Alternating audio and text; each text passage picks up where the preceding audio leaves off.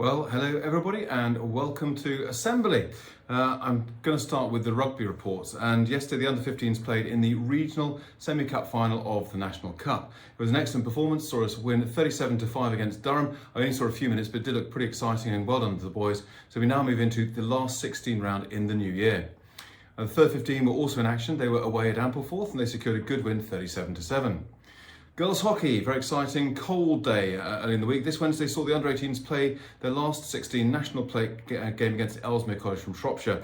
They started well, they put the Ellesmere defence under considerable pressure with a well-structured press, although unfortunately unable to capitalise on that.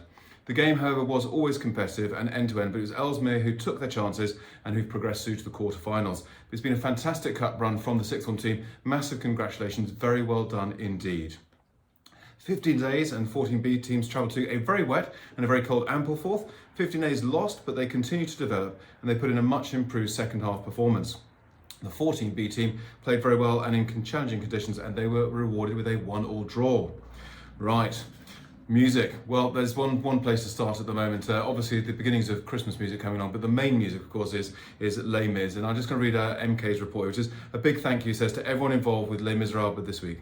It's a fantastic piece, but also a technical showcase on so many levels. It's a great credit to all the pupils and staff involved that we've been able to put such a strong production together.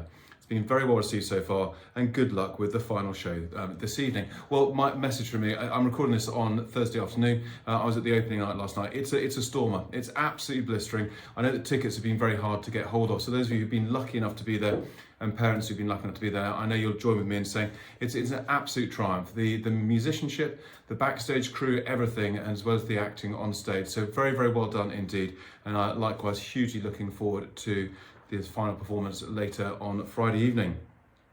Linking forwards to that though, next week we have instrumental and singing exams, so please do check the music timetable in the music school for your time if you're involved in those. And at the end of the week we'll have our Christmas concerts, and we'll send out more information to you soon.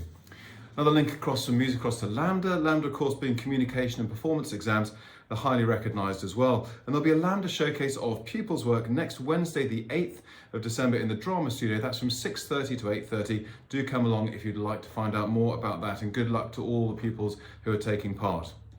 And then just a sort of a whole school roundup really, as I'm sure you're aware that today is the International Day of Persons with Disabilities. So all three sections of Peters have been focusing on an aspect of disability, and obviously at this section in Lessons for Life we've been looking at hidden disabilities and how that can impact on people due to a lack of understanding around them, and also activities in tutor time looking at dispelling some myths around disability.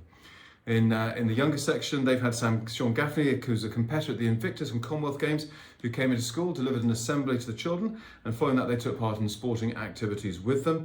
And at 8:13 at the prep school, they've been also doing assemblies and activities in their PSHE lessons as well. So an important topic, but also I'm very glad to see some signs of a whole school way of approaching things and thinking as well. Well, and finally, I'm actually going to return back to Les Mis as my starting point. It is stunning. I do love it. It does get me every time, and especially when you're watching pupils that you know well taking part and seeing pupils that you perhaps was just seeing it coming through in the third form for the first time. It really has been a great experience. And of course, it's a very popular musical, not least because it covers so many amazing themes such as love, bravery, honour, courage, and so forth. And it follows through, despite the fact there's many principal main parts, follows through the narrative arc of Jean Valjean and the sense of how his redemption and forgiveness, which he achieves towards the end of the production, it all gets tied up with the question of his own identity and coming to grips with his own identity. So that famous song, of course, Who Am I? Reconciling the wrongs of his past with his present and his future. Well, as Socrates said, of course, the unexamined life is a life not worth living. And Jean Valjean spends most of the production considering what was his life all about. Many of you, I'm sure, will have heard of Maslow and his hierarchy of needs, talking about what does it mean to be human. And he says that, well, it's all about a hierarchy of needs, starting off with the basics. If you don't have the basics of food and of shelter, then you've got nothing to build on whatsoever. But as it rises up through the higher order needs, he then says that the pinnacle of it, the highest order there, is self-actualization, where he describes that as being the point where we realize our true potential and become, as we would say, the best versions of ourselves. And it is one of life's great puzzles as we go through it, is that sense of knowing ourselves, but answering that simple question, who am I? And crucially, to like ourselves on the way through too. At the very start of this term, I was down in the reception class saying hello to a few people, and a lot of the children were there sort of saying, "Hi, Mr. Walker," and sort of catching up at the end of the holiday, start of the summer, start of the Christmas term rather. And this new little girl sort of looked at me and said, "Who are you and what do you do?" And I think in some ways, probably the best question I've been asked in quite a while.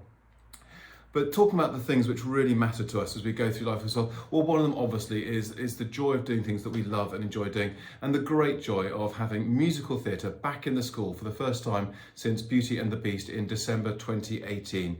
It is, as was mentioned earlier on, a complex show, cast, crew, musicians all needing to coordinate together, and they really have showed great camaraderie and teamwork. I'm really glad to see the musicians playing up front being recognised for that as well as the technical crew, and really great to see the backstage crew coming forwards to take a bow at the end as well, as so often doesn't happen.